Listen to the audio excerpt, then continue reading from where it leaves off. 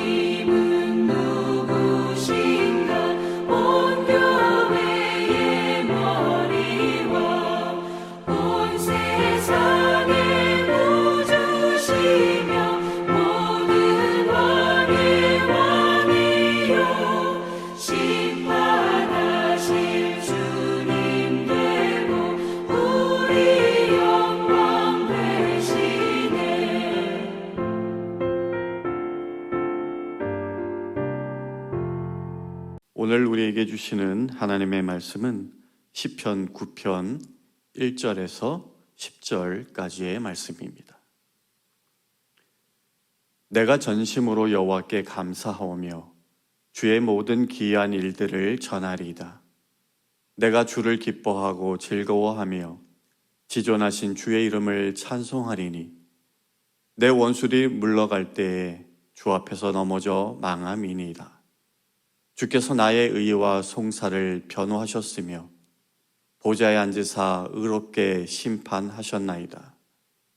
이방 나라들을 책망하시고 악인을 멸하시며 그들의 이름을 영원히 지우셨나이다.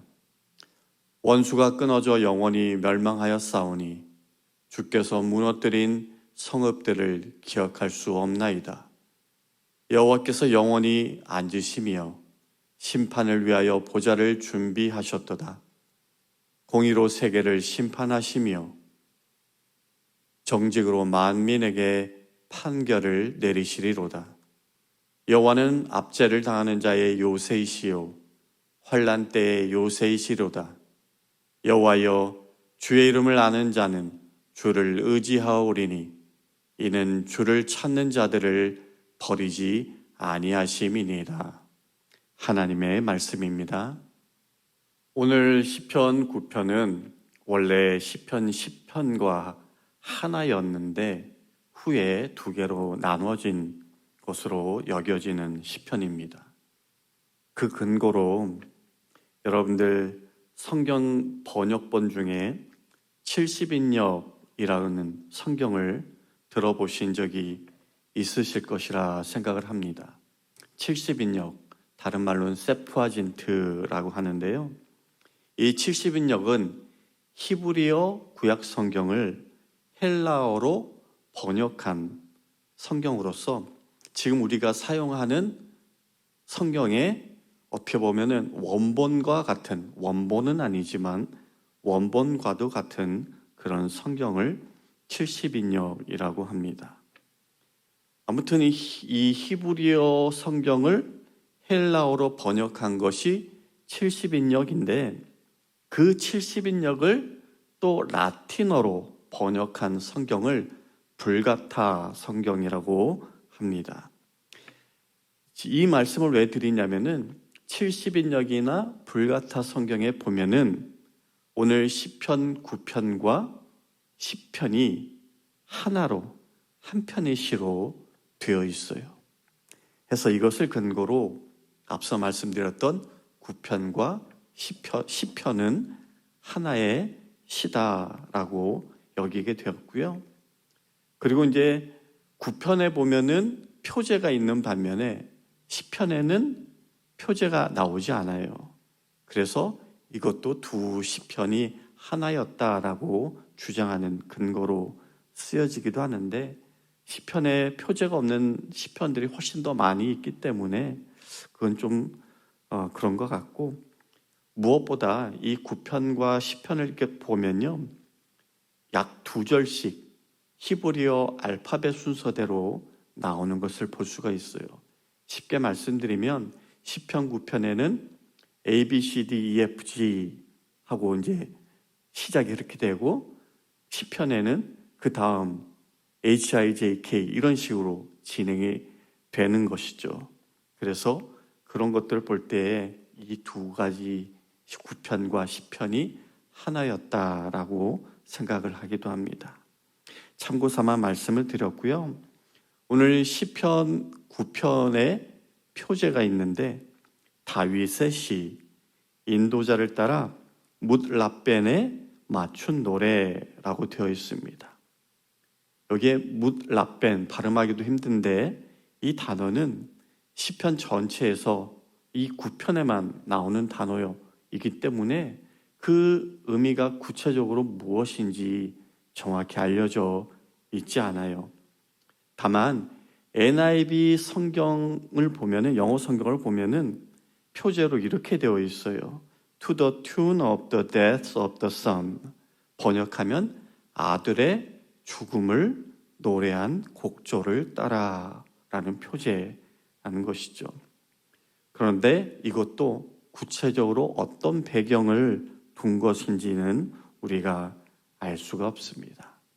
해서 시편 9편은 어떤 특정한 사건을 배경으로 해서 지어진 시일 수도 있겠지만 지난 날들을 돌아보면서 하나님이 베푸신 은혜를 기억하고 감사하고 동시에 자신의 앞으로의 삶 가운데 그 하나님이 베푸실 구원 그리고 적들에 대한 심판을 간구하면서 지은 시일 수도 있겠습니다. 오늘 내용을 좀 살펴보면은 먼저 1절을 다시 읽어보겠습니다. 내가 전심으로 여호와께 감사하며 주의 모든 기이한 일들을 전하리이다. 다윗은 먼저 감사로 시작을 하고 있죠. 그런데 보니까 그저 형식적으로 예의상 감사합니다, 고맙습니다, 그런 수준에서의 감사가 아닌 것 같아요. 왜냐하면 다윗은 앞에서 전심으로 감사한다라고 고백하고 있기 때문입니다. 하나님을 향해 가슴 깊은 곳에서부터 우러나오는 감사라고 볼 수 있겠는데, 그래서일까요? 다윗은 감사합니다 그로 그치지 않았습니다. 다윗은 하나님께서 행하신 기이한 모든 일들을 세상에 알리겠다라고 다짐을 합니다.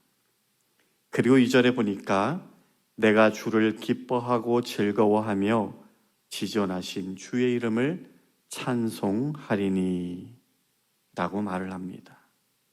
1절에서 하나님의 기이한 일들, 하나님의 역사, 하나님의 행하심을 전하겠다라고 한 다윗이 2절에서는 지존하신 하나님의 이름, 다시 말해서 하나님의 성품, 하나님의 속성으로 인해 기뻐하고 즐거워하고 노래하겠노라 한 것입니다. 우리들은 어떻습니까? 스스로 한번 물어보면 좋겠어요. 나의 감사와 찬양은 어떠한가? 내가 전심으로 감사하는 하나님의 놀라운 행적이 있는가 없는가? 내가 기뻐하고 즐거워하고 노래하는 하나님의 그 성품은 무엇인가? 나는 항상 기뻐하고 범사에 감사하는 사람인가 말이죠. 혹 삶에서 나는 하나님께 마땅히 드려야 할 감사와 그 찬양의 제목을 잊고 그저 막연하게 형식적으로만 감사합니다, 찬양합니다 해왔던 것은 아닌지 생각해 보길 원합니다. 그리고 다시 하나님께 감사할 수 있는, 전심으로 감사할 수 있는 그것을 한 가지씩 매일매일 생각해 보시길 바랍니다.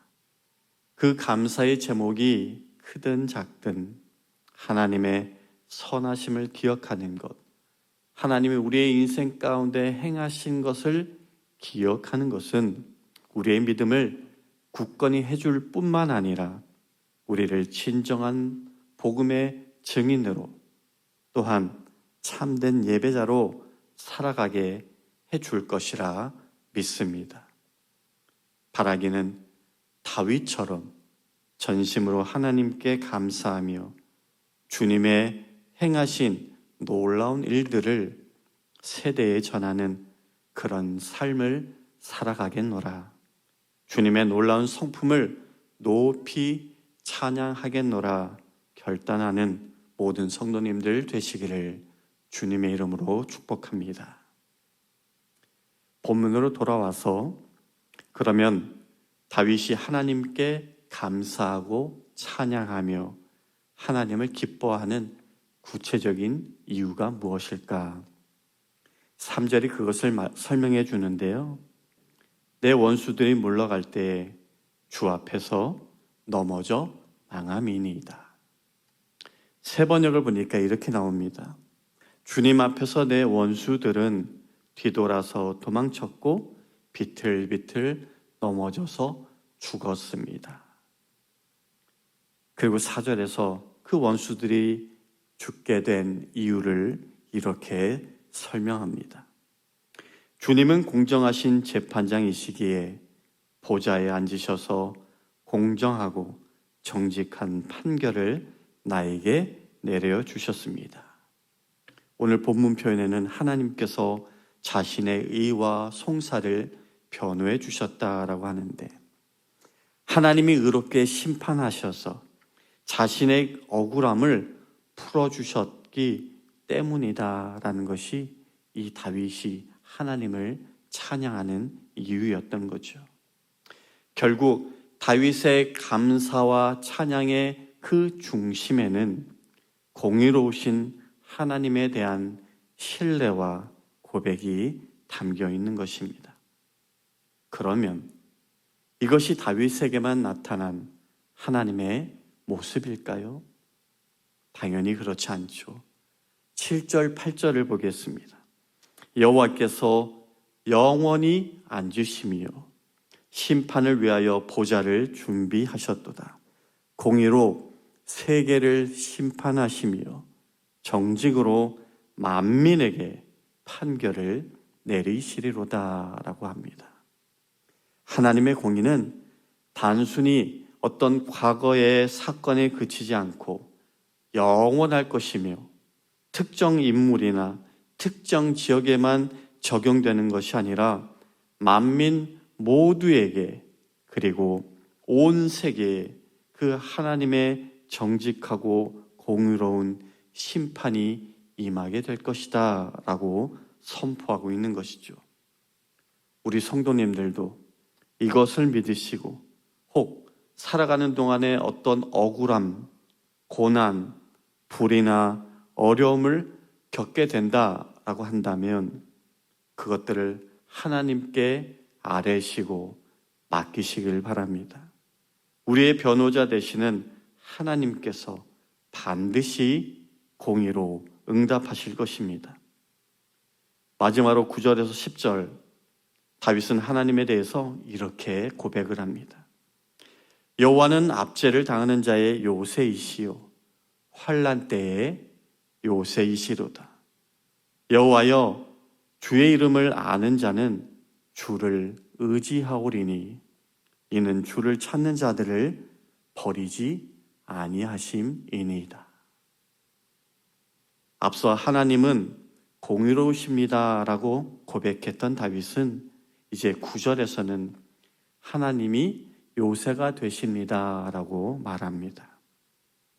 요새, 안전한 피난처라고 할 수 있겠죠. 다윗은 사울의 칼을 피해서 도망을 다닐 때 그리고 압살롬에 쫓길 때에 하나님께서 자신의 요새가 되심을 깊이 체험했죠. 오늘날 같은 경우에는 전쟁이 일어나면은 전투기, 미사일 등 워낙 발전된 무기들로 인해서 아무리 높은 요새라 하더라도 그것들을 견뎌낼 수 없겠지만 다윗 때의 요새는 전쟁에 있어서나 적으로부터 피할 때에 절대적으로 유리한 것이었죠. 그런데 다윗은 자연 지형에 의해서 만들어진 그런 요새가 아닌 하나님이 자신의 요새입니다 라고 고백하고 있는 겁니다. 그렇게 요새 되신 하나님의 이름을 알기에 다윗은 10절에서 하나님을 의지한다, 신뢰한다 라고 말하는데요. 여러분, 여기에서 하나님의 이름을 안다라는 것은 단순히 지식으로 말하는 것이 아니라 그분의 성품과 신실하심을 경험적으로 안다라는 것을 의미합니다. 우리 성도님들은 하나님을 누구라고 고백하십니까? 크고 작은 질병으로부터 치유받은 사람은 하나님을 향해서 여호와 라파, 나의 치료자이십니다 라고 고백할 것이고, 인생의 질곡에서 빠져나온 분은 하나님은 나를 보호하시고 건지시고 인도하시는 분입니다 라고 고백하겠죠. 그 밖에 하나님은 사랑입니다. 하나님은 긍휼이십니다. 하나님은 내가 어디에 있든지 늘 함께 하시는 임마누엘 주님이십니다 라고 고백할 수 있습니다. 이렇게 하나님의 행하심과 성품을 기억하고 그 이름을 고백하는 것이 곧 하나님을 찬양하는 것입니다. 다윗처럼 하나님을 우리의 안전한 피난처, 요새로 삼으시고 하나님을 전적으로 의지하며 살아가는 우리 성도님들 되시기를 주님의 이름으로 축복합니다. 말씀을 마치겠습니다. 오늘 시편 9편은 하나님의 공의, 보호하심을 선포하며 우리들을 감사와 찬양과 신뢰로 초대하고 있습니다. 다윗처럼 하나님께 전심으로 감사하고 찬양하고 하나님의 공의로우신 심판을 신뢰하며 어려움 가운데서도 하나님만을 안전한 피난처로 믿고 의지하며 그렇게 살아가는 복된 성도님들 되시기를 주님의 이름으로 간절히 축원합니다. 기도하겠습니다. 전능하신 하나님, 주님의 공의로우심과 보호하심을 찬양합니다.